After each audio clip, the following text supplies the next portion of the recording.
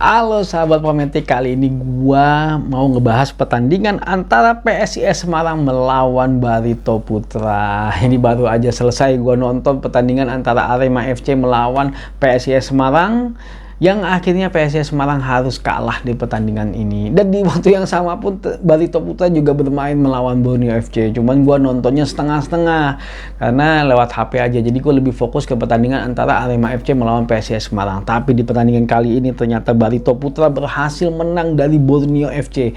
Di luar dari prediksi gua, ternyata Barito Putra berhasil bangkit dari kekalahan mereka 8-0 melawan Madura United. Luar biasa Barito Putra. Nah, gua nggak tahu detail di pertandingan yang terjadi, tapi kalau melihat statistiknya untuk pertandingan antara Barito Putra melawan Borneo FC, secara statistik penguasaan bola sebenarnya Barito Putra kalah dari Borneo FC. Jadi sebanyak 53% penguasaan bola, tapi kesempatan dalam menciptakan golnya lebih banyak Barito Putra, itu sebanyak 7 kali dan 4 kalinya mengarah ke arah gawang. Secara serangan berbahaya nggak beda jauh, di angka 45 Barito Putra dan Borneo FC di angka 46. Nah, kalau tadi gue melihat pertandingan sekilas, memang golnya Barito Putra banyak kan dari set pieces ya, dari corner, dan juga kayaknya dari corner semua, gue agak lupa, tapi kalau nggak salah dari set pieces, 2 gol tuh dari set pieces dari corner kalau nggak salah golnya Barito Putra, dan itu melalui sundulan. Dan sepertinya memang pemain Borneo FC kalah bola-bola atas dari para pemain Barito Putra, dan sepertinya sangat efektif sekali sundulan-sundulan yang dilakukan oleh Barito Putra, dan mental mereka tetap terjaga ya, karena memang mereka bermain di kandangnya mereka sendiri. Semangat mereka juga luar biasa. Tapi juga tadi memang sempat ada insiden, akhirnya kiper utamanya dari Borneo FC harus dibawa ke rumah sakit karena terjadi benturan dengan pemain Barito Putra. Mudah-mudahan nggak ada apa-apa, mudah-mudahan dia sehat-sehat aja, baik-baik saja, dan bisa bermain lagi di minggu depan ya, mudah-mudahan seperti itu. Dan itu nggak tahu juga apakah itu menjadi salah satu faktor kenapa akhirnya Barito Putra yang memenangkan pertandingan. Sepertinya Borneo FC juga agak shock ketika kipernya harus masuk ke rumah sakit dan diganti oleh kiper cadangan. Ya nggak tahu apakah itu menjadi faktor atau tidak ya, gue juga nggak paham. Tapi intinya memang Barito Putra memenangkan pertandingan karena mereka lebih unggul dalam hal duel bola atas dibandingkan dengan Borneo FC kalau menurut gua, karena secara serangan sebenarnya mereka berbagi ya. Nah, kalau ngelihat pertandingan PSIS Semarang, PSIS Semarang secara statistik memang kalah dibandingkan dengan Arema FC secara permainan, karena dalam hal penguasaan bola PSIS Semarang kalah. Dalam hal kesempatan menciptakan gol PSIS juga kalah. Tembakan ke arah gawang PSIS juga kalah. Dalam hal serangan juga PSIS juga kalah. Memang di pertandingan ini menurut gua performa PSIS Semarang kurang begitu baik, walaupun mereka berhasil unggul lebih dulu melalui serangan baliknya mereka dan golnya Taishi Marukawa melalui skill individunya dia.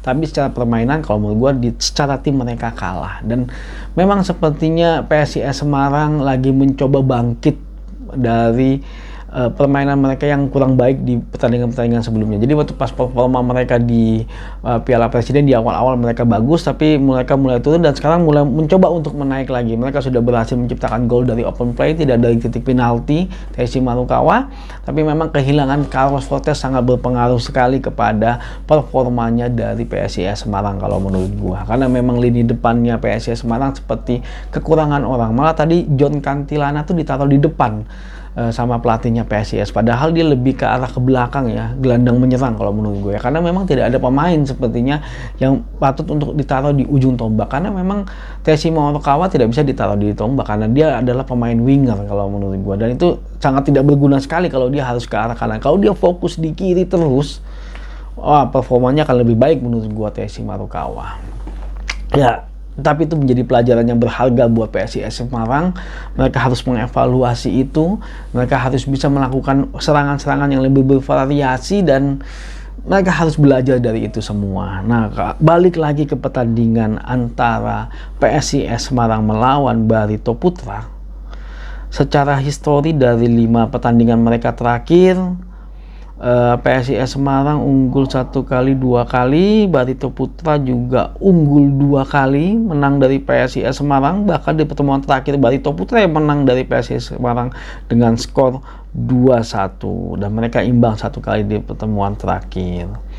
Nah, sepertinya di pertandingan kali ini kalau menurut gua mentalnya Barito Putra memang lagi naik gitu. Dan PSIS Semarang memang harus memperbaiki mentalnya dia karena mereka kemarin imbang lawan Ras Nusantara dan sekarang kalah melawan Arema FC. Dan Barito Putra mempunyai pemain-pemain yang menang dalam bola atas dan sepertinya lini pertahanannya PSIS Semarang kalau menurut gua agak kurang bagus dalam hal bola atas. Malah bisa jadi di pertandingan ini dimenangkan oleh Barito Putra lagi kalau memang mental Barito Putra terjaga ya. Tapi gua nggak tahu nih, karena biasanya nggak stabil ketika pemain Indonesia itu bermain away, terutama terkait dengan masalah tekanan, mungkin keputusan wasit yang agak berpihak sebelah, akhirnya mentalnya terganggu dan mereka bermain tidak optimal kalau menurut gua. Karena masalah main away adalah bagaimana menjaga emosi, karena kalau main bola kita emosi, biasanya performanya kurang begitu baik kalau menurut gua. Tapi sebenarnya Barito Putra bisa mengambil celah di sini sebenarnya, tapi entah kenapa, apakah itu akan terjadi, gue juga nggak ngerti. Kita lihat saja nanti pertandingannya seperti apa, karena memang performa PSIS sampai sekarang kurang baik. Kecuali kalau memang Carlos Fortes sudah berhasil main minggu depan, bisa jadi performanya PSIS Semarang akan menaik lagi. Tapi kalau menurut gue pertandingan ini kemungkinan akan berakhir seri dan kemungkinan besar masih bisa Barito Putra memenangkan pertandingan kali ini. Karena kemarin memang lebih dari skill individunya TSI Marukawa ya. PSIS Semarang berhasil mencetak gol dan ketika melawan Rans pun juga dari titik penalti. Jadi apakah entah bisa seri ataukah memang akhirnya Barito Putra yang bisa menangkan pertandingan kali ini. Oke, terima kasih sudah nonton video ini. Jangan lupa saksikan terus berita mengenai sepak bola Indonesia di channel ini. Maju sepak bola Indonesia, Indonesia juara.